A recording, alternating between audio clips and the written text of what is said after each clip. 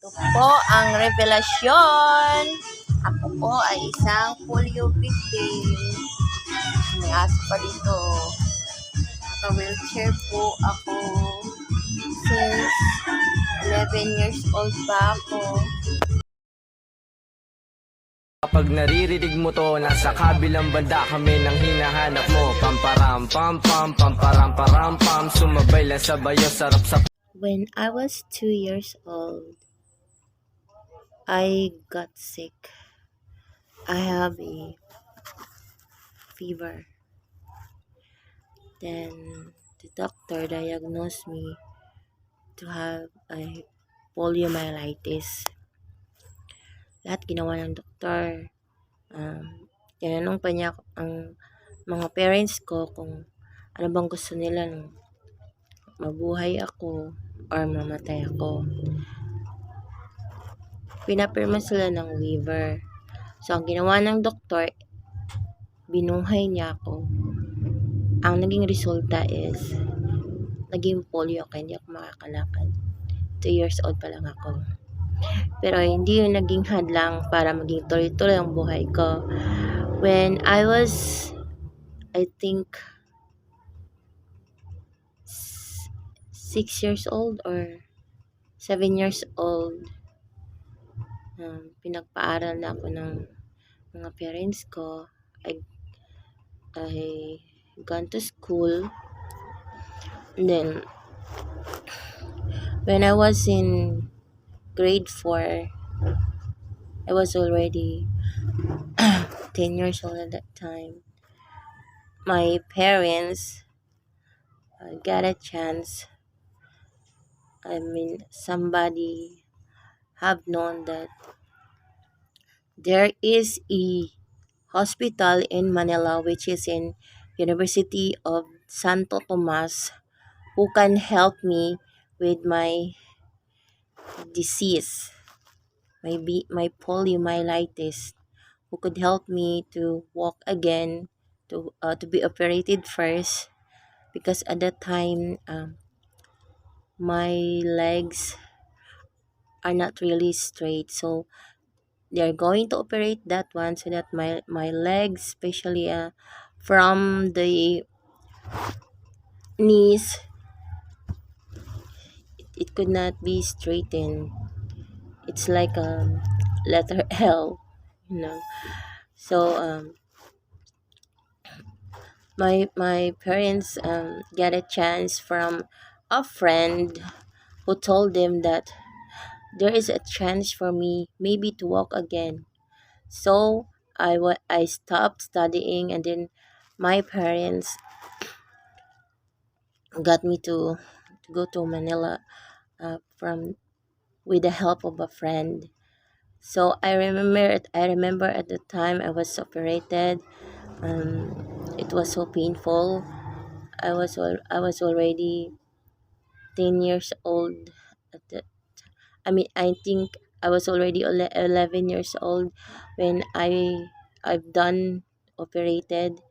And then the doctor got me to the physical therapy, and yes, I learned how to walk. I learned how to stand and then to walk through the help of a brace or braces in my legs. They got me braces on my legs, and then I used crutches in order for me to walk. I think I spent about 1 year and a half in Manila. Then when I got home, when I still have the crutches, I still have the braces, and then my parents decided that I should continue study. Well, my parents have the go signal with the doctor if it is okay that we're going home in Mindanao, because we are living in Mindanao. Remember that I told you before. We are living in Mindanao. We have a house in Mindanao. So but the doctor told my parents to continue my therapy, practice walking, even through braces, using my braces on my legs and then crutches But then what happens that I became so busy with my studies until I got bigger and bigger, and I can no longer use my braces because it could not fit me anymore.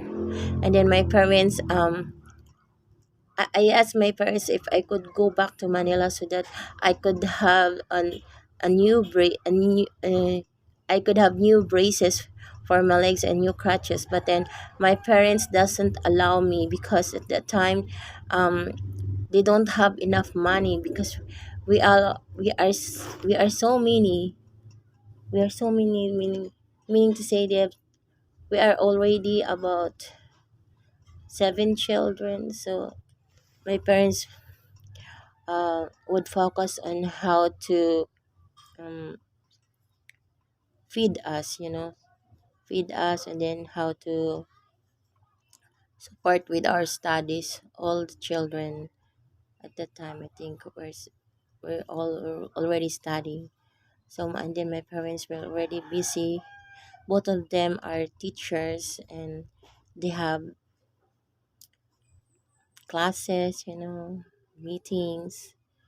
They just can't afford to have a forced leave or whatever it is so that I could be possibly go to Manila and have new braces and crutches.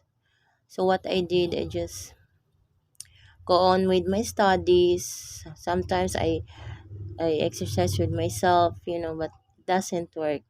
So I end up really using the wheelchair until I graduated in elementary.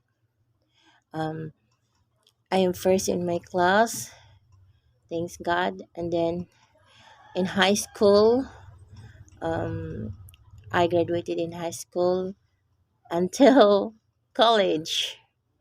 I graduated in the course of accountancy, BS, Bachelor of Science in Accountancy.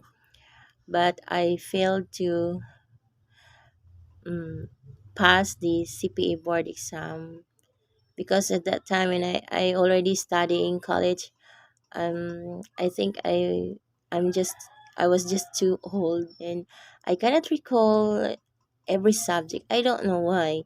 My parents, my especially my mom, would always told me that maybe because you have so many anesthesia and you cannot remember, you could easily forget everything. So I failed really just one CPA board exam, and then I don't want to take anymore. So I decided to have a work in the DSWD.